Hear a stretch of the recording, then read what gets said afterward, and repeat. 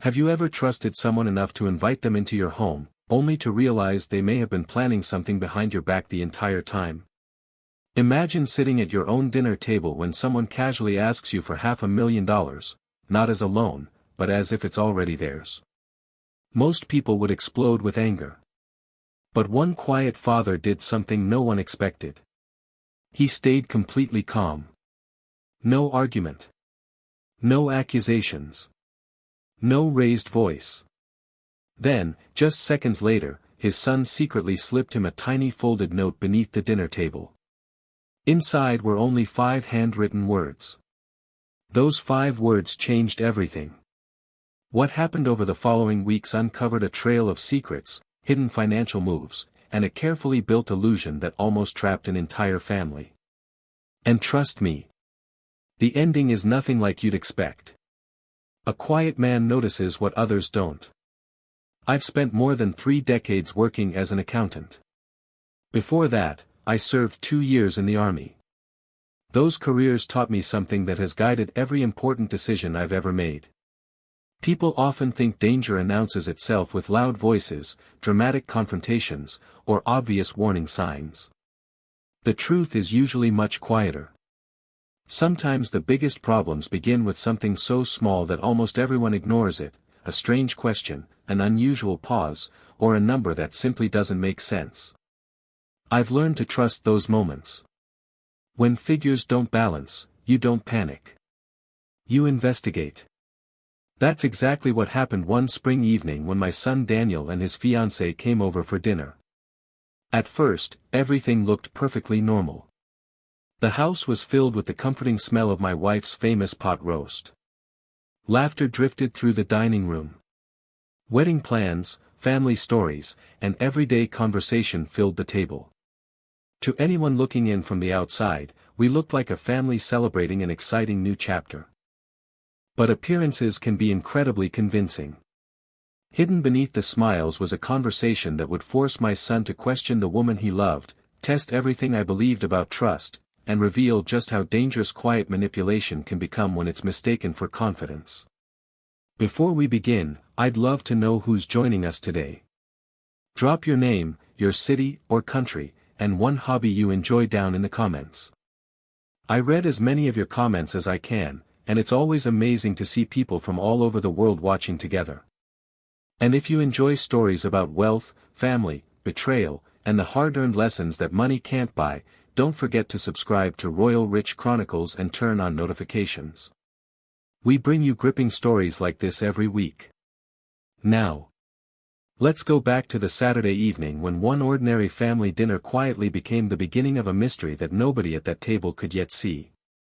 The dinner that changed everything. Early April has a peaceful feeling in North Carolina. The winter chill finally begins to disappear, fresh green leaves return to the trees, and the magnolias outside my home bloom for only a few precious days before their beautiful white petals drift to the ground. That Saturday afternoon seemed no different. My wife, Carolyn, stood by the dining room window admiring those blossoms. She smiled softly, thinking about cutting a few branches to decorate the dinner table. After a minute, she shook her head. "No," she whispered. "They're prettier where they belong." At the time, I thought it was just another ordinary moment. Looking back now, it feels like one of those memories your mind holds onto because everything changed shortly afterward. That evening, our son Daniel was coming over with his fiancée, Simone. They had been dating a little over a year and wanted to discuss their wedding plans. Carolyn spent the afternoon preparing Daniel's favorite meal, slow-cooked pot roast, homemade mashed potatoes, fresh vegetables, and warm dinner rolls straight from the oven. She always believed important conversations deserved a home-cooked meal. I spent my afternoon balancing my monthly accounts in my home office. Old habits never disappear. After 31 years in accounting, numbers had trained my mind to notice details most people overlook. A misplaced decimal. A missing receipt. An answer that arrives just a little too quickly. People often think accountants only study spreadsheets. They're wrong. We study patterns. And people leave patterns just like numbers do. Around 5:30, Daniel arrived first. He walked through the front door carrying the same relaxed confidence he'd had since college. He hugged his mother tightly before giving me the firm handshake we'd shared for years. "Good to see you, Dad." "You too, son." He tossed his jacket over one of the dining chairs without asking permission, exactly like he had growing up. Some things never change. Seeing him comfortable in our home always made me smile. For a few minutes, everything felt exactly as it should. We talked about work, sports, and an upcoming fishing trip we'd been planning. Then the front doorbell rang. Carolyn hurried to answer it. Standing outside was Simone. She stepped inside carrying an expensive-looking bottle of wine wrapped in elegant paper. Everything about her appearance was carefully arranged. Her designer dress. Perfect makeup. Expensive jewelry. Even her smile seemed practiced, as though she'd rehearsed it in a mirror before arriving. She greeted Carolyn with a warm embrace before turning toward me. "Frank," she said brightly, "it's always wonderful seeing you."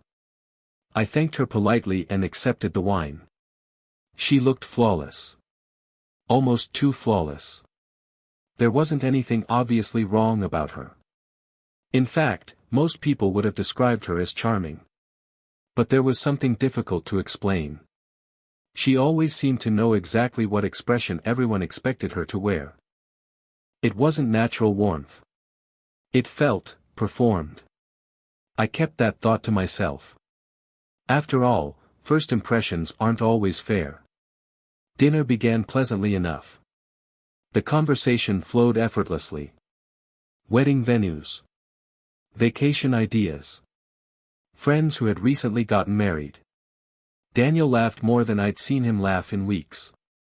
Carolyn loved hearing about floral arrangements and reception ideas. Simone spoke confidently about a luxury venue near Asheville. "It can hold almost 200 guests," she said proudly. 200. The number quietly settled into my mind. That sounded large. Far larger than anything Daniel had ever mentioned wanting before. Still, I said nothing. Listening often reveals more than speaking. As dinner continued, I noticed something else. Whenever wedding expenses came up, Daniel became unusually quiet. He smiled. But it didn't quite reach his eyes. His shoulders tightened. He reached for his water glass more often. Little signs. The kind that disappear if you're only listening to words. But body language has always interested me almost as much as numbers. Something about my son's behavior wasn't adding up. Then dessert arrived. Carolyn served homemade peach cobbler with vanilla ice cream. Everyone complimented her cooking. For a brief moment, the atmosphere felt completely relaxed. Then Simone slowly placed her fork onto her plate. She folded her hands neatly together. Tilted her head ever so slightly. And smiled. I'd never noticed that tiny movement before. But over the coming weeks, I'd realize it always happened right before she delivered something she'd carefully prepared. She looked directly at Carolyn and then at me. "Frank, Carolyn." Her voice became softer. "We wanted to talk about something important." The room suddenly felt quieter. Daniel stared at his plate. Carolyn looked excited, probably expecting wedding dates or venue deposits. I simply waited. Years of accounting had taught me never to interrupt someone who's about to reveal their real objective.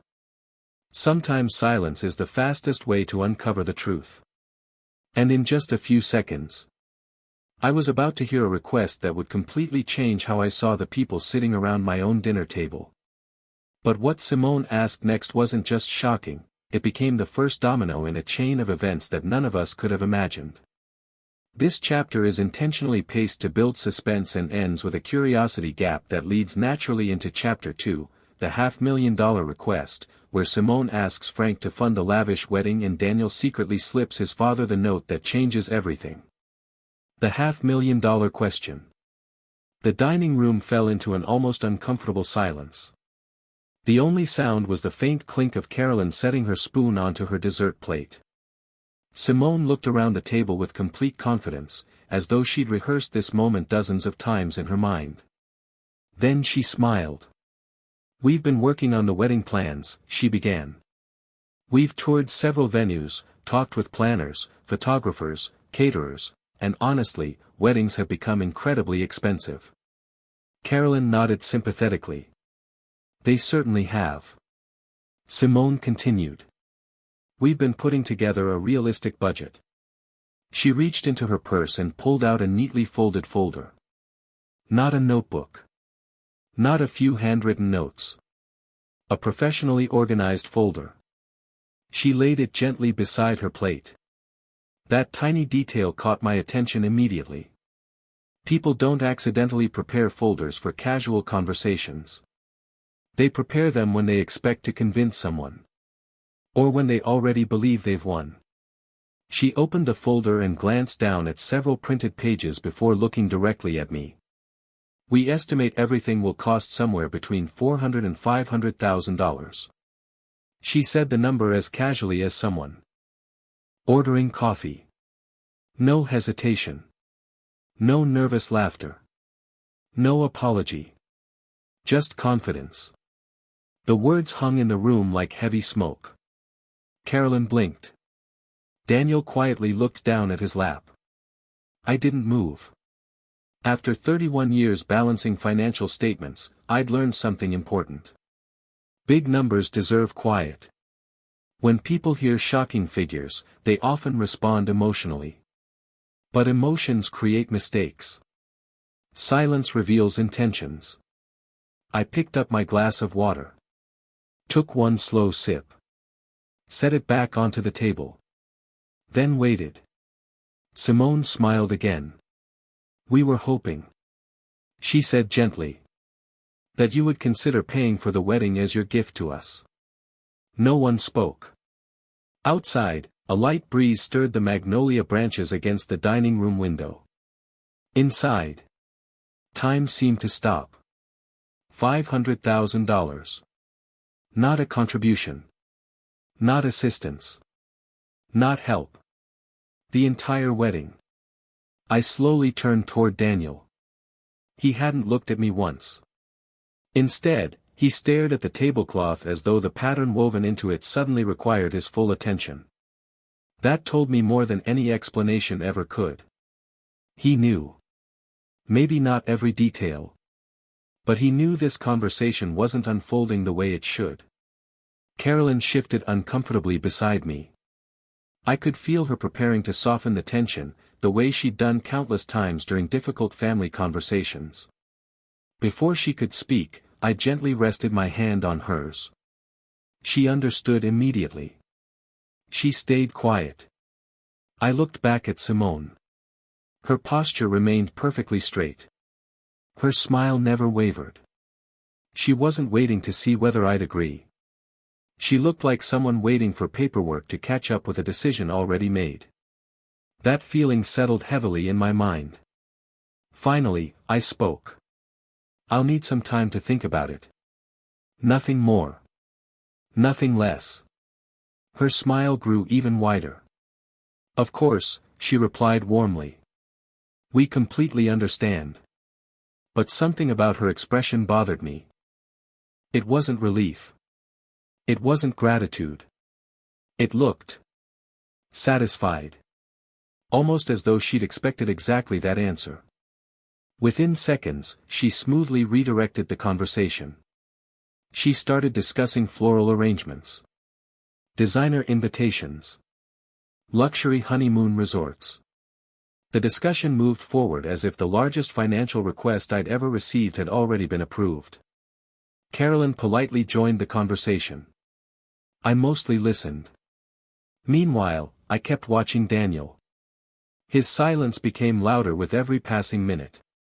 His leg bounced nervously beneath the table. He folded and unfolded his napkin several times. He barely touched his dessert. A father notices those things. Especially when his son has never been good at hiding discomfort. Then something happened that no one else at the table noticed. While Simone enthusiastically described imported flowers from Europe, Daniel shifted slightly in his chair. Without making eye contact. Without saying a single word. He slid his folded dinner napkin toward me. It looked completely ordinary. Anyone watching would have assumed he was simply moving it aside. But underneath it, I noticed the corner of a tiny folded piece of paper. Our fingertips met for only a second. I calmly covered the note with my hand and slipped it into my shirt pocket in one smooth motion. Not even Simone looked away from her conversation. She never realized what had just happened. Neither did Carolyn. I continued eating as though nothing unusual had occurred. Several minutes later, I pushed my chair back. "Excuse me," I said calmly. "I'm going to refill my coffee." No one questioned it. I walked slowly into the kitchen. Closed the door behind me. The room suddenly became quiet. I reached into my shirt pocket. Carefully unfolded the small square of paper. The handwriting belonged to my son. I'd recognize it anywhere. I'd watched him learn those letters at this very kitchen table over 20 years earlier. There were only 5 words. "Dad, don't sign anything. Please." I read them once. Then again. Each time they seemed heavier. I stared out the kitchen window toward the magnolia tree glowing softly beneath the porch light. Questions flooded my mind. What did Daniel know? Why was he warning me? Had something already happened? Or was something much bigger unfolding behind the scenes? One thing became crystal clear. This was no longer about an expensive wedding. Something wasn't adding up. And after 3 decades of finding hidden mistakes inside financial records, I knew exactly what came next. I wasn't going to argue. I wasn't going to accuse anyone. I was going to investigate. Because numbers and people always leave a trail. But neither Daniel nor I realized that this tiny handwritten note was only the first clue in a much larger mystery, one that would soon expose secrets no one at that dinner table was prepared to face. Before we uncover what Daniel finally confessed a few days later, take a second to support the channel. If you're enjoying this story, hit that like button and subscribe to Royal Rich Chronicles. It helps us bring you more unforgettable stories of wealth, family, betrayal, and hard-earned wisdom. The coffee meeting that changed a father's perspective. For the rest of that weekend, I didn't mention the note to anyone. Not to Carolyn. Not to Daniel. And certainly not to Simone. Some people believe the quickest response is always the best one. After 31 years in accounting, I'd learned the opposite. The best decisions are usually made after the emotions have settled. You don't rush to explain a discrepancy the moment you find it. You gather facts. You verify them. Then you act. That's exactly what I intended to do. Sunday passed quietly. Carolyn noticed I seemed distracted. She'd been married to me long enough to recognize the signs. When something bothered me, I never paced around the house or raised my voice. I became quieter. More observant. She placed a cup of coffee beside me Sunday afternoon while I sat on the back porch staring at the magnolia tree. "You've hardly said a word today," she said with a gentle smile. "I've been thinking. About the wedding." I smiled politely. "Among other things." She looked at me for a few seconds, almost as if she wanted to ask another question. Instead, she simply nodded. "I know you'll figure it out." That was one of the many reasons I'd fallen in love with Carolyn. She never demanded answers before I was ready to give them. She trusted the process. And she trusted me. Monday morning arrived with clear skies and cool spring air. I walked into my home office carrying my first cup of coffee and unfolded Daniel's note one more time. 5 simple words. "Dad, don't sign anything. Please." The handwriting looked different now. Not because the ink had changed. Because I understood the fear behind it. My son hadn't written that note casually. He'd written it because he felt trapped. I picked up my phone. Daniel answered before the second ring finished. That immediately caught my attention. People don't answer that quickly unless they're expecting the call. "Morning, Dad." "Morning." There was an awkward pause. Neither of us mentioned the note. "Not yet." Finally I broke the silence. "Can you meet me tomorrow morning? For breakfast? For coffee? Just us." Another pause. Then came a quiet answer. "I'll be there." Neither of us needed to explain why. Some conversations deserve privacy. This was one of them. Tuesday morning arrived sooner than expected. I drove to a small diner we'd been visiting for years. It wasn't fancy. The booths had cracks in the leather. The coffee wasn't gourmet. The menus hadn't changed in over a decade. But it was familiar. Daniel had eaten pancakes there before high school football games. We'd celebrated birthdays there. Talked about college. Careers. Life. It was neutral ground. Sometimes the best place for difficult conversations is somewhere that reminds people who they were before everything became complicated. When I walked inside, Maggie, the longtime waitress, smiled the moment she saw me. "Morning, Frank." "The usual. You know me too well." A few minutes later Daniel walked through the door. He looked exhausted. Not physically. Emotionally. His shoulders slumped. His smile felt forced. There were dark circles beneath his eyes that hadn't been there just a few weeks earlier. Whatever had been happening behind closed doors. It had been weighing on him. He slid into the booth across from me. For a few seconds we simply stirred our coffee without speaking. Finally. Daniel looked up. "Dad. I'm sorry." I leaned back. "For what?" "For Saturday. For putting you in that position." I studied his face carefully. He wasn't defending Simone. He wasn't making excuses. He genuinely looked ashamed. I spoke calmly. "You don't owe me an apology." His eyes dropped to the coffee cup. I didn't know she was going to ask for $500,000. I knew she'd been talking about getting help with the wedding. But I never imagined she'd ask you like that. His voice cracked slightly. I should have stopped it. You tried. I reached into my jacket pocket and placed the folded note on the table. You warned me. He looked at it silently. I didn't know what else to do. You did exactly what you needed to do.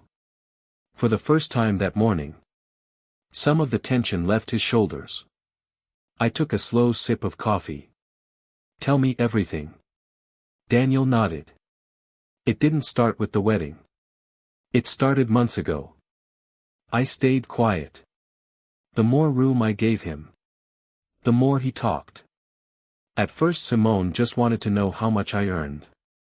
I didn't think anything of. Then she started asking about my savings. After that. He hesitated. She started asking about you. I raised an eyebrow. What about me? Everything. Your retirement. The house. Whether it was paid off. How much you were worth. I didn't interrupt. Inside my mind, pieces were beginning to connect. Daniel continued. She asked whether you'd ever talked about leaving me the house. She wanted to know if you had investment accounts. If you'd ever mentioned your will. His voice became quieter. I told her I didn't know. And honestly, I didn't want to know. A cold feeling settled in my chest.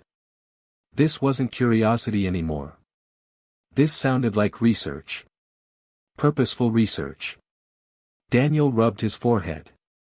About 3 weeks ago she told me something. What? She said. He swallowed hard. Your dad has plenty of money. He's just never had anyone ask him directly. The sentence lingered between us. I didn't react immediately. But deep inside, something shifted. Those weren't the words of someone hoping for generosity. Those were the words of someone who believed another person's money was simply waiting to be claimed. I finally asked the question that mattered most. Daniel. He looked up. Do you still want to marry her? He didn't answer. Not right away. Instead, he stared out the diner window. Cars rolled slowly past. People hurried along the sidewalk carrying coffee and newspapers. Life outside continued as though nothing had changed. Finally he spoke. I thought I knew who she was. His voice was barely above a whisper. But now, I don't know anymore. There wasn't anger in his eyes. Only heartbreak. The painful realization that the person he'd planned to spend his life with might not be the person he thought she was. As his father. That hurt far more than the money ever could. I reached across the table and placed my hand gently on his shoulder. You don't have to decide everything today. But you do owe yourself the truth. He nodded slowly. I know. We finished our coffee in silence. Not because there was nothing left to say. But because some conversations don't need more words. They need time. As we stood outside the diner, Daniel hugged me tighter than he had in years. For just a second. He wasn't a 31-year-old man. He was my little boy again. Looking for reassurance that everything would somehow be okay. I watched him drive away. Then I looked down at the folded note still resting in my hand. 5 words. 5 simple words that had changed everything. But I couldn't shake the feeling that we had only uncovered the surface of the truth. If Simone had been asking so many questions about my finances, what had she already done with the answers? What I discovered over the next few days would prove this wasn't just about a lavish wedding anymore. It was becoming something far more calculated, and far more dangerous than either of us had imagined. Before we continue, let me ask you something. Have you ever had someone in your life who seemed trustworthy at first but later showed a completely different side? Share your experience, or simply tell us where you're watching from, in the comments below.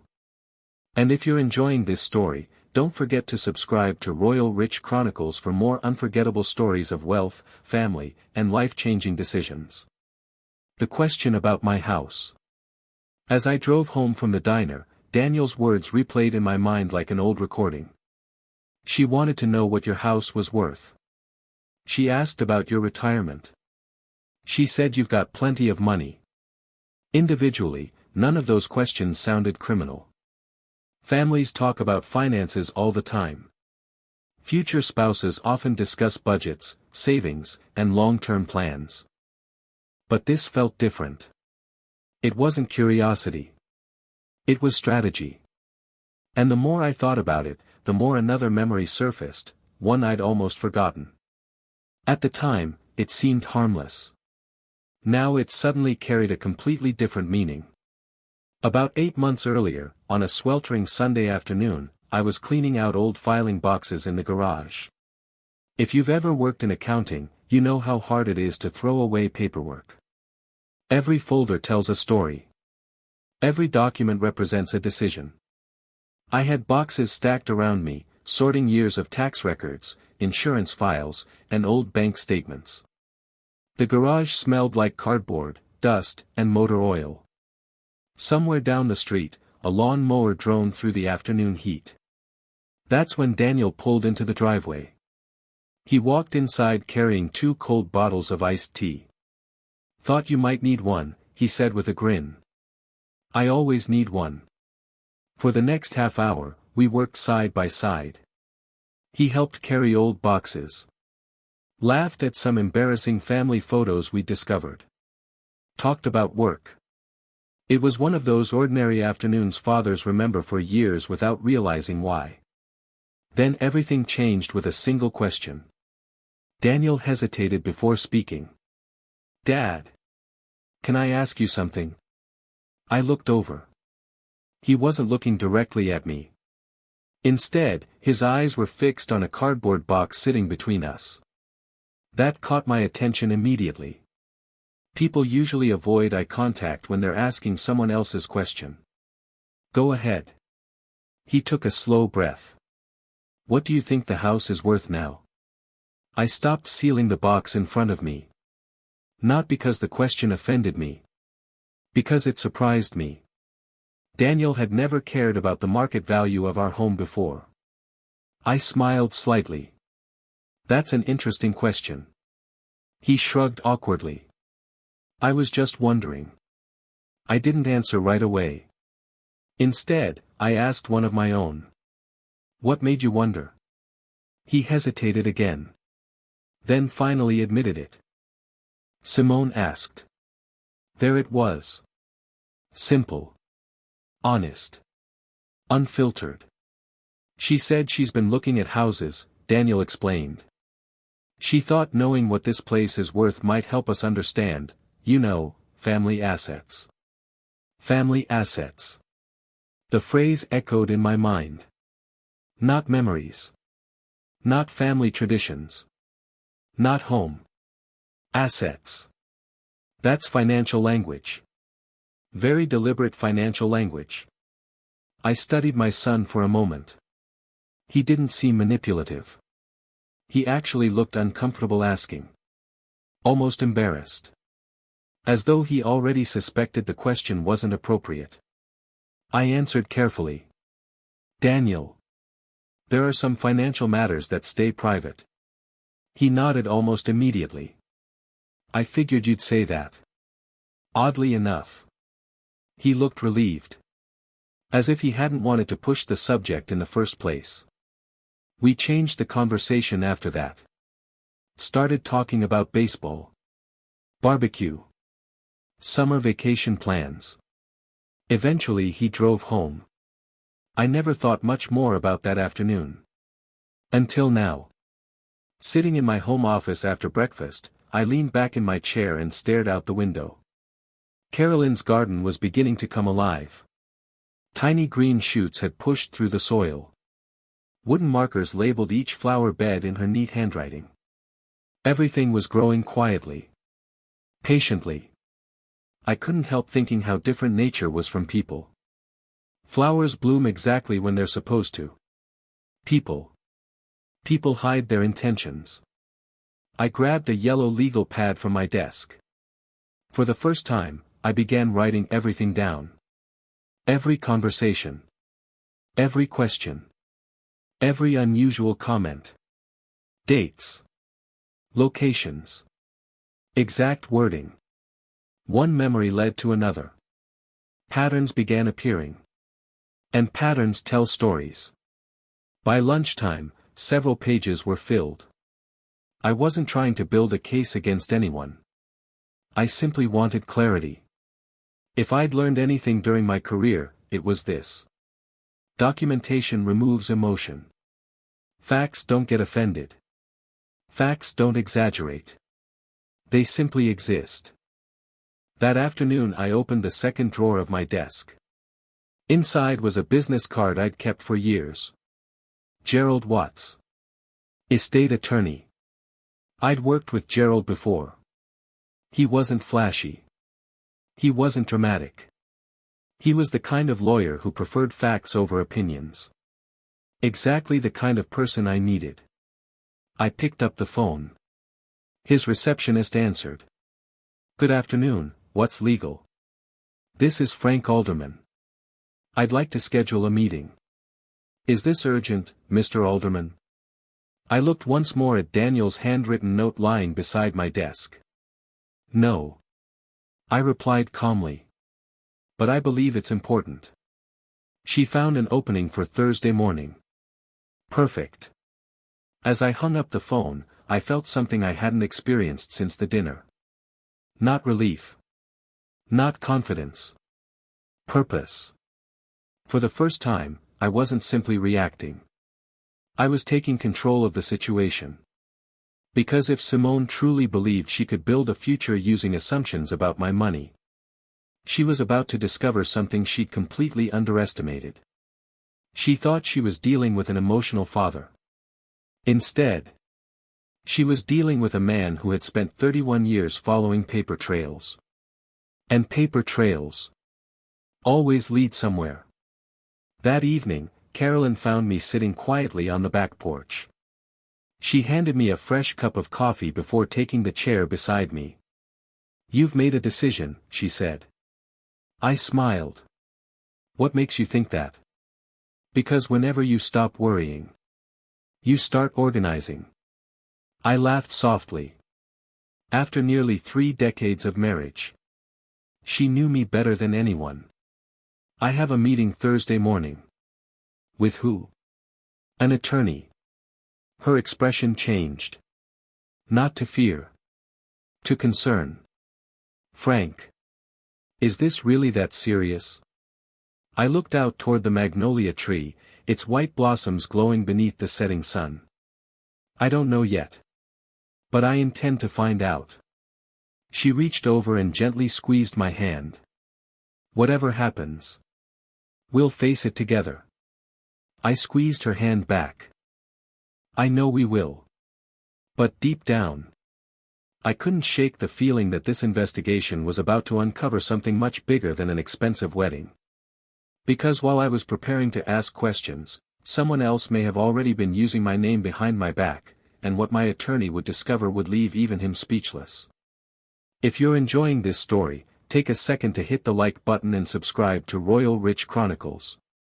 Every week we bring you powerful stories about wealth, trust, betrayal, and the life lessons that money can never buy. And tell me in the comments, do you think Frank is overreacting, or do you believe his instincts are right? The next chapter is where everything begins to unravel. The attorney who saw what I couldn't. Thursday morning arrived with the kind of quiet confidence that comes after you've made up your mind. For the first time since that uncomfortable dinner, I wasn't wondering what to do next. I had a plan. And plans have a way of calming even the busiest mind. I left the house just after 8. The drive into downtown Charlotte felt strangely peaceful. Morning commuters hurried from one traffic light to another, coffee cups balanced in their hands, everyone focused on their own lives. No one looking at me would have guessed I was carrying the beginning of what might become the most important file I'd ever assembled. Inside my leather briefcase was a simple folder. Daniel's handwritten note. Several pages of observations. Dates. Conversations. Questions that hadn't seemed important until they all started pointing in the same direction. After 31 years in accounting, I knew one thing better than most people. Small details rarely stay small. Gerald Watt's office occupied the 4th floor of a modest brick building downtown. Nothing about it screamed luxury. There were no marble floors. No oversized reception desk. No expensive artwork trying to impress visitors. Instead, the office felt steady. Comfortable. Like a place where problems were solved instead of performed. The receptionist smiled warmly as I stepped inside. "Good morning, Mr. Alderman. Mr. Watts will be with you shortly." I thanked her and took a seat. While I waited, I noticed the silence. Law offices are different from most businesses. People don't come there to celebrate. They come looking for answers. A few minutes later, Gerald walked into the waiting room. He looked exactly as I remembered him. Silver hair. Pressed suit. Reading glasses hanging from a thin chain around his neck. He shook my hand firmly. "Frank. It's been too long." "It has." He led me into his office and closed the door behind us. We sat across from one another. He pulled out a yellow legal pad and uncapped his pen. "So, what brings you here?" I didn't rush. Instead, I began at the beginning. I told him about dinner. The $500,000 request. The confidence in Simone's voice. The way she'd spoken as though the money already belonged to her. Then I handed him Daniel's folded note. He unfolded it carefully. Read the 5 words. Folded it again. Placed it beside his notebook. Only then did he begin asking questions. Has anyone asked you to sign documents? No.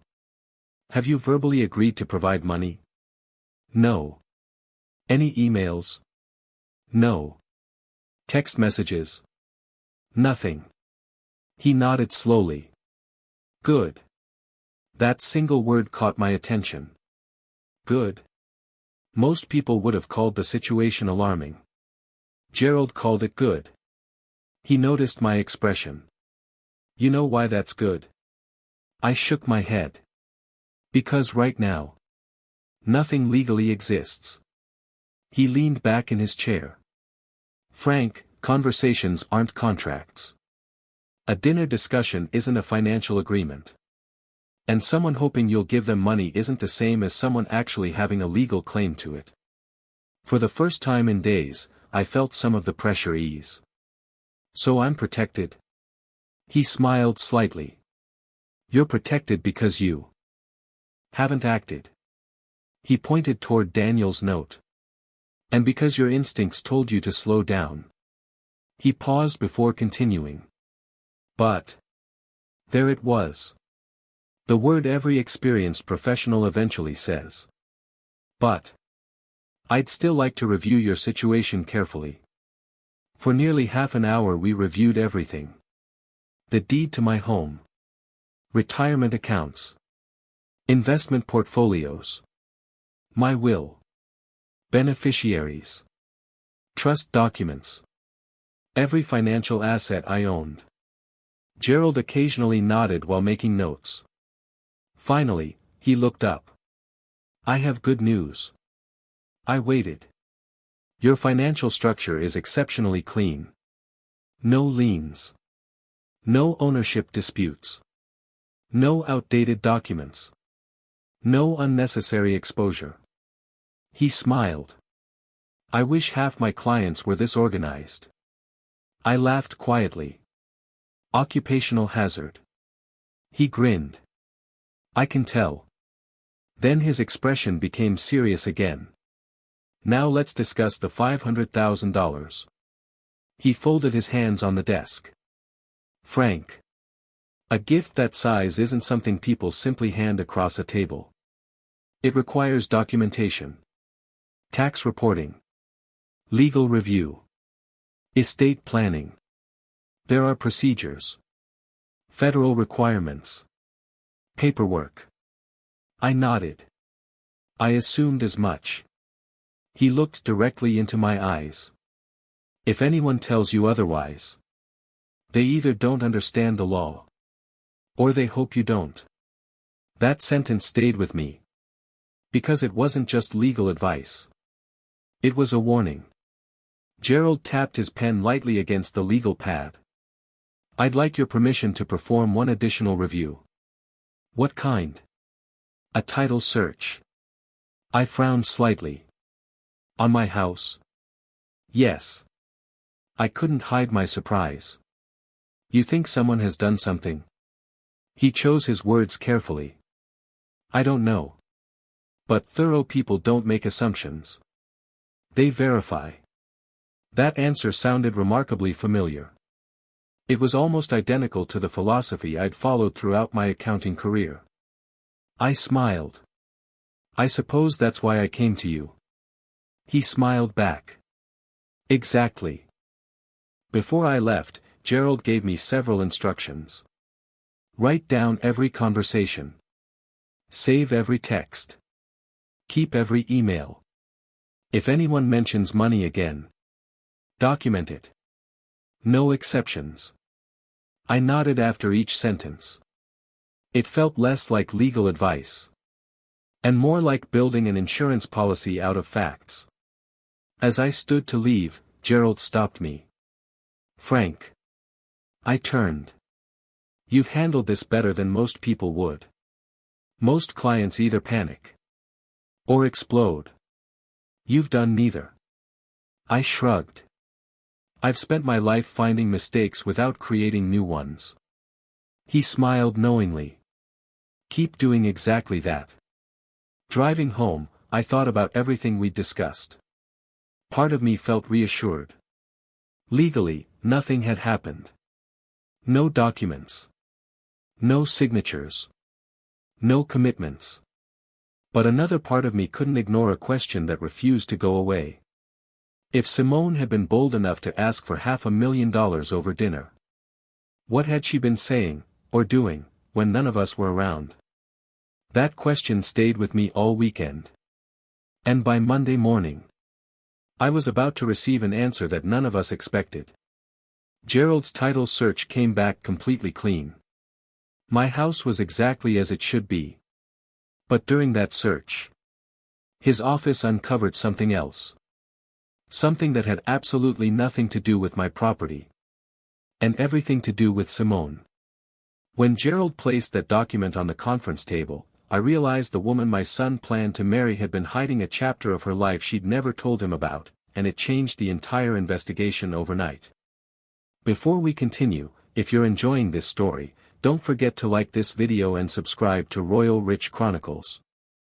We're getting closer to the truth, and trust me, you won't want to miss what happens next. The secret hidden in the records.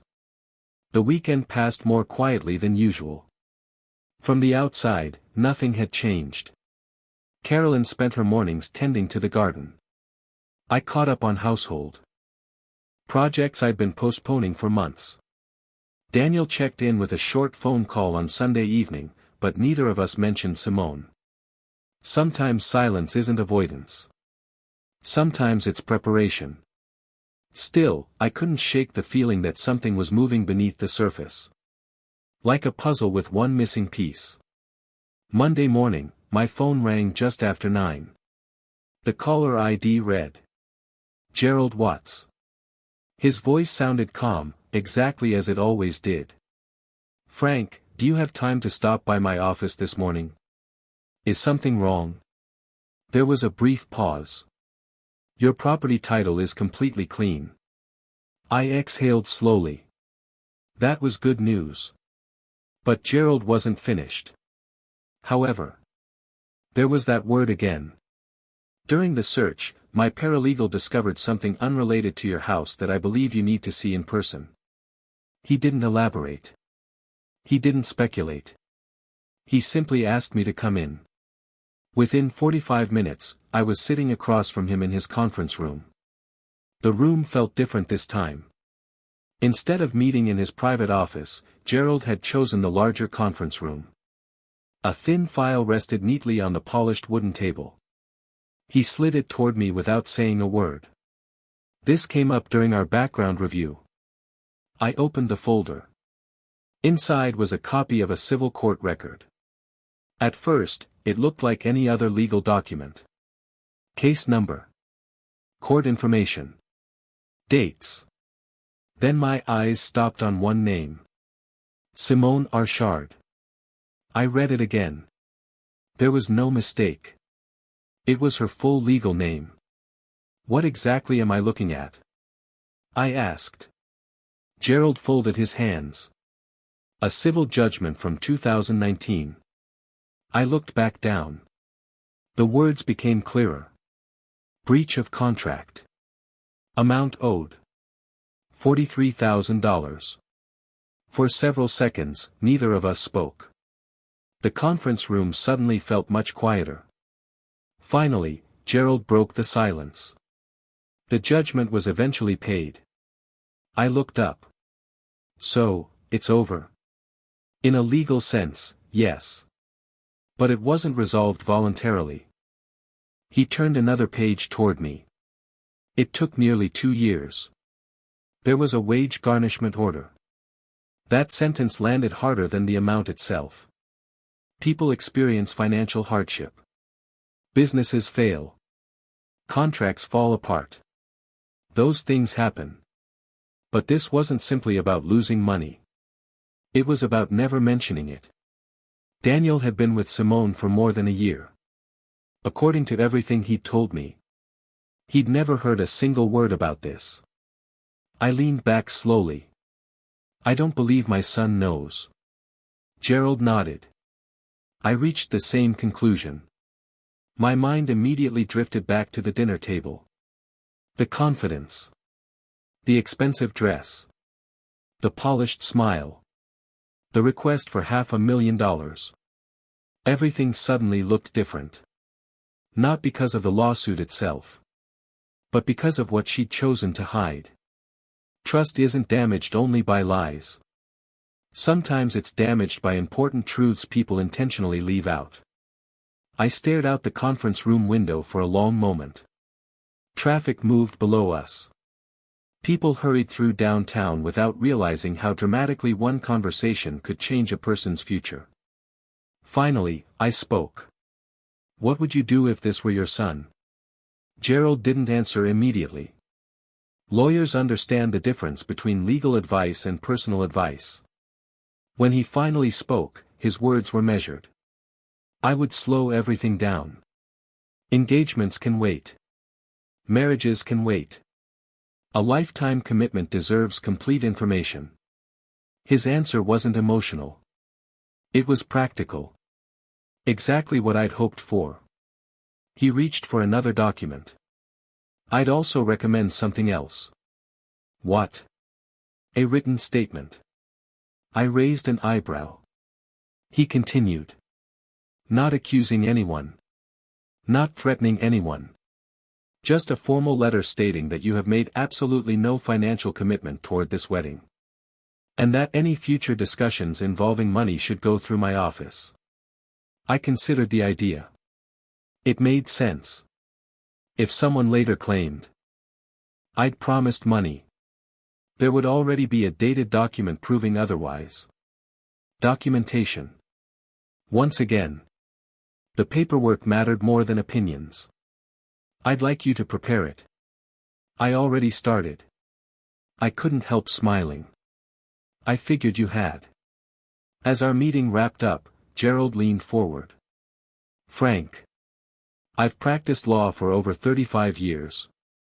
I've seen inheritance disputes. Family lawsuits. Business partners betray each other. And unfortunately, I've seen marriages built on financial expectations instead of love." He paused. "I'm not saying that's what's happening here. But I am saying this. People who genuinely love someone don't build relationships around another person's assets." Those words stayed with me all the way home. That afternoon, I sat alone in my home office. The folder in my desk drawer had grown noticeably thicker. Daniel's handwritten note. My timeline.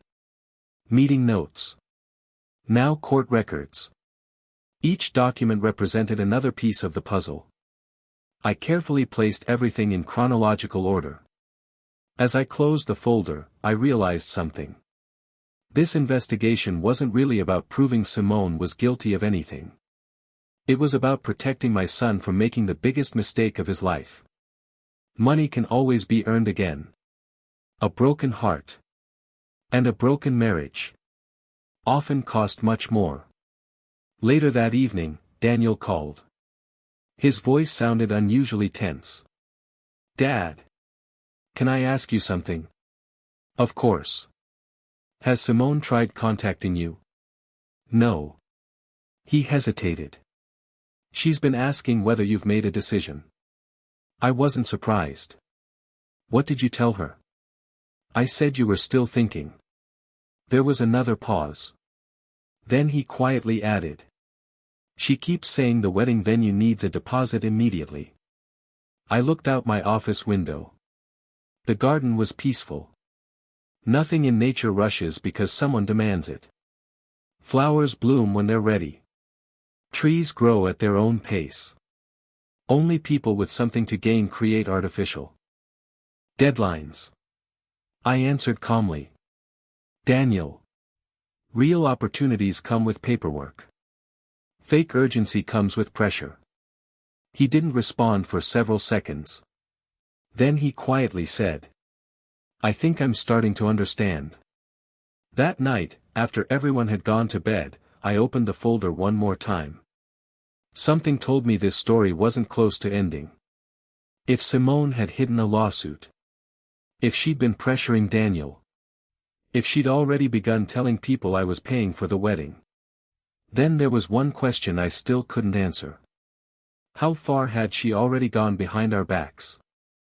I didn't know it yet. But within days, a simple phone call from one of our neighbors would answer that question, and reveal that Simone had been telling complete strangers a story that wasn't just misleading. It was becoming dangerous. Because once enough people believe a lie, some begin treating it like the truth, and that's exactly what was about to happen. If this story has you on the edge of your seat, make sure you hit that like button and subscribe to Royal Rich Chronicles. We're only halfway through this incredible journey, and the biggest twists are still ahead. Also, tell me in the comments, have you ever trusted your instincts even when everyone else thought you were overthinking? I'd love to hear your story. Here's a powerful, cinematic ending that fits the style of your rewritten YouTube story and naturally closes the narrative while encouraging engagement. The quiet strength that changed everything. A few weeks later, life slowly found its rhythm again. The house felt peaceful. The tension that had lingered in every room was finally gone. One Sunday afternoon, Daniel came over for dinner. For the first time in months, he looked like himself again. There was no forced smile. No heavy silence. No invisible burden weighing on his shoulders. Just my son. As we sat around the dinner table, Carolyn laughed at one of Daniel's terrible jokes, and for a brief moment, it felt like time had turned back. After dinner, Daniel followed me into the backyard. The evening sun painted the sky with shades of orange and gold, while the magnolia tree stood quietly in full bloom, the same tree that had witnessed the beginning of this entire story. We stood there for a while without speaking. Finally, Daniel broke the silence. Dad. I almost made the biggest mistake of my life. I looked at him and smiled gently. No. You almost made a mistake. But you were brave enough to stop before it became your future. He nodded slowly. I kept asking myself how you knew something was wrong before anyone else did. I looked toward the garden where Carolyn was carefully tending her roses. I didn't know. I simply paid attention. You don't have to be the loudest person in the room to see the truth. Sometimes all you have to do is stay quiet long enough for people to reveal who they really are. Daniel smiled. I think that's the lesson I'll remember. So will I. For a long moment, neither of us spoke. We didn't need to. Some of life's most meaningful conversations happen in silence. As I looked around my backyard, I thought about everything that had happened. It had never really been about $500,000. Money was only the surface. The real story was about trust. Character. Patience. And the difference between confidence and integrity. Simone believed that confidence alone could create reality. She believed that if she acted certain enough, if she repeated a story often enough, if she pressured people quickly enough, eventually, everyone would accept her version of the truth. But real life doesn't work that way. Truth doesn't depend on confidence. It depends on evidence. Integrity doesn't announce itself. It quietly reveals itself over time. And that's exactly what happened. Every phone call. Every conversation. Every document. Every handwritten note. Each became another piece of the truth until the full picture could no longer be ignored. Looking back, I realized the most important piece of paper in that entire investigation wasn't a legal document. It wasn't a court record. It wasn't an attorney's letter. It was a tiny folded note from my son. Just 5 handwritten words. Dad, don't sign anything. Please. Those 5 words didn't just protect my finances.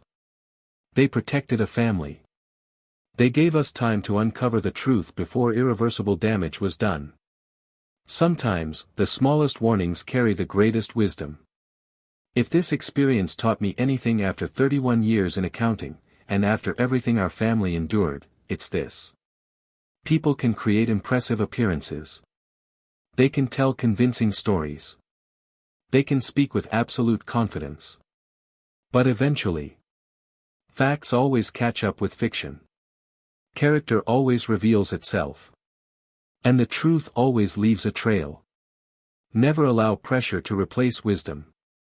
Never confuse urgency with importance. And never be afraid to slow down when something doesn't feel right. Because one careful decision today can save you from years of regret tomorrow. Sometimes the strongest person in the room isn't the one speaking the loudest. It's the one quietly paying attention. And sometimes, silence isn't weakness at all. It's wisdom waiting for the right moment to act.